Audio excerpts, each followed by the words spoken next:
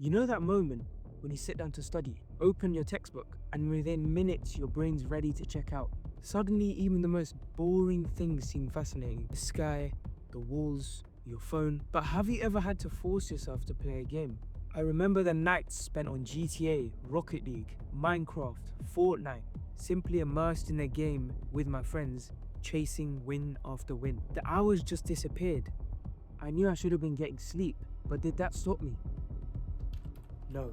So why does studying and working feel like such a slog, but games are so effortlessly addictive?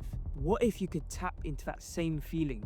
You know, that feeling of leveling up after that really hard level or defeating that tough boss, but with your learning. In this video, we're looking at the 3 game mechanics that make video games so addicting and how you can implement this into your work and study routines. Essentially, I'm going to make studying and working more of a game and less of a grind. Welcome to level 1. Every good game gives you a clear goal and a sense of progress. In Fortnite, you're leveling up your battle pass. In FIFA, you're building your dream squad. In GTA, you're pulling off heists to take over the city. You always know what you're working towards. And if you do get stuck, you can always find a walkthrough on YouTube or Reddit. But with studying, it can feel like you're wandering aimlessly. No clear quests, no idea if you're improving or not, just endless pages of work.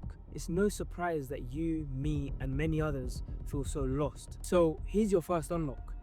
Make your path crystal clear. Now you're asking, how do I do that? Well, firstly, set weekly goals. Break your work down into small, manageable tasks.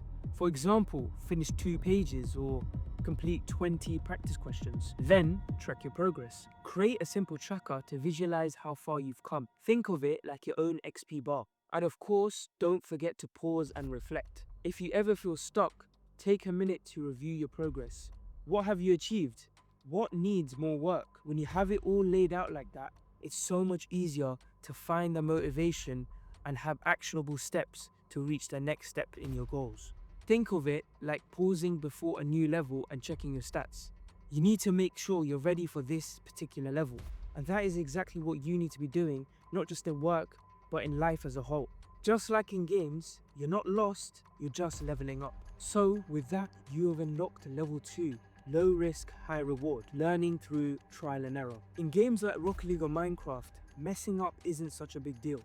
What, you lose your match or you fall into lava? It's never that deep. You just go again. This freedom to fail in games makes it so fun. You test new strategies, you experiment with new ideas, and you can improve without facing any pressure. Mark Rober calls this the Super Mario effect. To sum it all up, people who aren't afraid to fail are 2.5 times more likely to achieve their goals. Why? Because they see mistakes as part of their process. Remember, just like falling into lava, you can just quickly go back to the last save in Minecraft and retry. Or you lose your armor and you just have to go mining for diamonds again. But contrast this to real life. It feels very high pressure. If you mess up a project, try a new hobby, start learning a new skill, there's fear of wasting time or looking really bad. And therefore, your second unlock is treat learning like a game.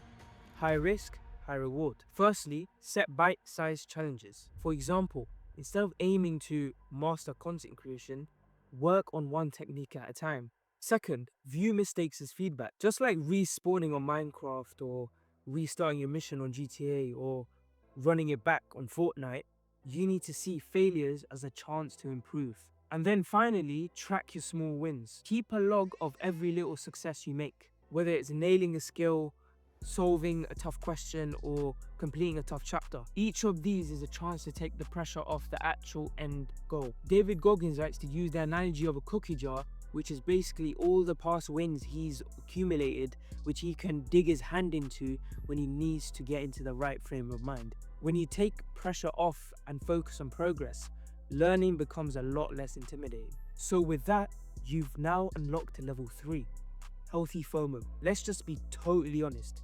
Games are great at using FOMO, which, by the way, if you don't know, is the fear of missing out. Whether it's daily login rewards in Rocket League or limited time events on Fortnite, or ranking up in Call of Duty, these mechanics always keep you coming back.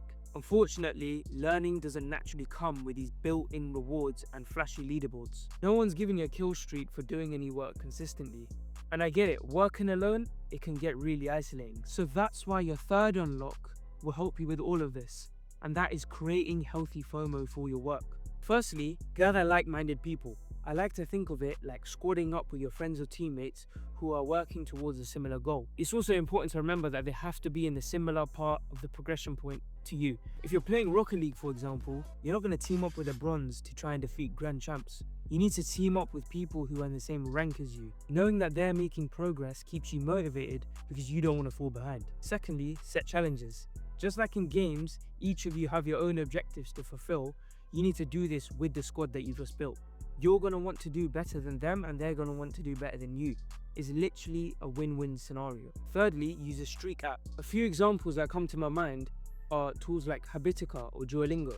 They manage to gamify consistency with streaks and rewards, just like how Snapchat had so many people hooked with their streak system. Or if you send me a snap, I can send you one and our streak will go higher.